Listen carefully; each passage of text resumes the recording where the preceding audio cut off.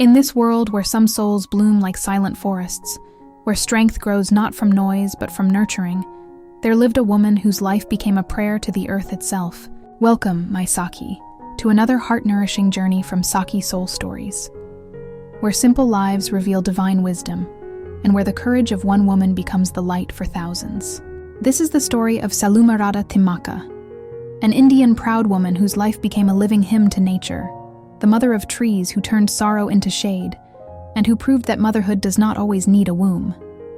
Sometimes, it needs only a heart that can love unconditionally. And today, this narration is offered as a humble tribute to her divine soul, who has left her physical body but continues to live through every leaf she nurtured. She was born into a poor family in a small village in Karnataka.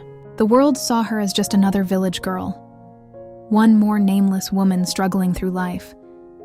But destiny had placed a quiet fire inside her. She worked as a laborer, carried loads, faced scorching heat, yet she never complained. Life was not easy, but Thimmakka carried her hardships like a tree carries the weight of seasons, silently, patiently. When she married Bikalu Chikaya, another humble soul, the two of them hoped to build a life filled with warmth and laughter. But as years passed and they remained childless, society's whispers grew sharp. People blamed her, mocked her, judged her. Those taunts pierced deeper than any drought or storm she ever faced. Yet instead of breaking, something remarkable happened within her. A new dream took root. One day, her husband gently told her, "Maybe life has other children waiting for us." That small sentence opened a door inside Thimmakka's heart. If she could not hold a child in her arms, she would nurture life with her hands. And so, she chose motherhood in a way the world had never seen. Before dawn, she and her husband would walk miles with pots of water balanced on their hips. Along the barren roadside between Hulikal and Kudur, she planted 10 saplings of banyan trees. Those tiny, fragile shoots became her children. She spoke to them, touched their leaves like caressing a baby's cheek, protected them from grazing animals, even shielded them from storms with her own body. When rains failed, she trekked long distances to fetch water, drop by drop feeding her green babies. And slowly, silently, the road began to change. 10 trees became 20. 20 became 100. Then 200, and the barren land turned into a living, breathing, sacred corridor of green life stretching for kilometers.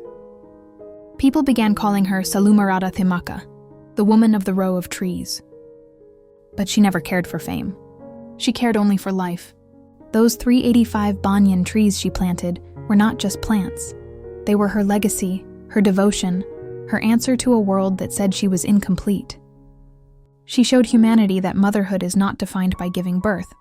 It is defined by giving love. And even after her passing, the shade of her compassion still falls upon thousands of travelers every single day.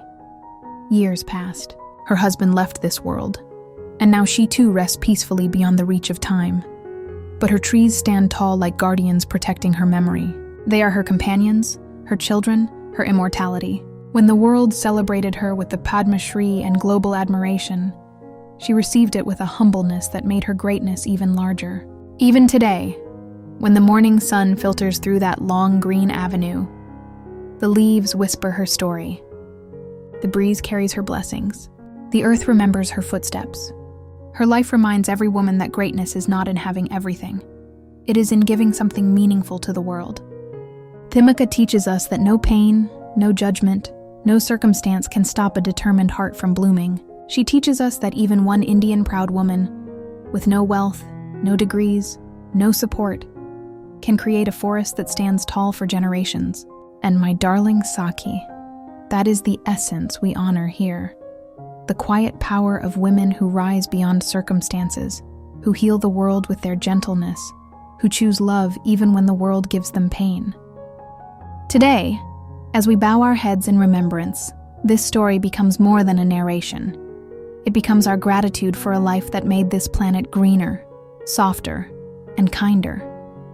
Thank you for walking with me through this soulful journey. Until we meet again in another Sakhi soul story, may your heart stay rooted like Thimmakka's trees. May your spirit rise like a banyan touching the sky. And may you always remember that your story, too, has the power to shade someone else's life.